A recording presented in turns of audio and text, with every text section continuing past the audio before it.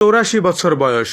অনেকের কাছে এই বয়সটার মানে হচ্ছে নিজের কর্মজীবন থেকে বিরতি নিয়ে অবসরে দিনগুলো কাটানো এবং জীবনের অর্জনগুলো উপভোগ করা। কিন্তু এই বুড়ো বয়সটাতেও ডক্টর মোহাম্মদ ইউনূস ছাত্রদের অনুরোধে দেশের দায়িত্ব কাঁধে নিয়ে অবিরাম পরিশ্রম করে যাচ্ছেন।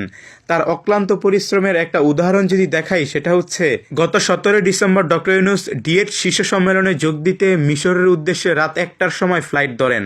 তারপর সেখানে যেয়ে তিনি ডিএট সম্মেলনে ভাষণ দেন। এরপর সেই সম্মেলনের সাইডলাইনে পাকিস্তানের প্রধানমন্ত্রীর মতো বিভিন্ন দেশের রাষ্ট্রপ্রধানদের সাথে বৈঠক করেন। এরপর তিনি মিশরের আল আজহার বিশ্ববিদ্যালয়ে বাংলাদেশি ও বিদেশি শিক্ষার্থীদের সামনে মোটিভেশনাল লেকচার দেন। সেই লেকচার শেষ হওয়ার সাথে সাথেই দেশে ফেরার জন্য রওনা হন ডক্টর ইউনূস। তারপর মিশর থেকে দীর্ঘ কয়েক ঘন্টা জার্নি করে ঢাকা আসার পর উপদেষ্টা হাসান আরিফের মৃত্যুর খবর শুনে এয়ারপোর্ট থেকে সোজা হাসপাতালে ছুটে যান।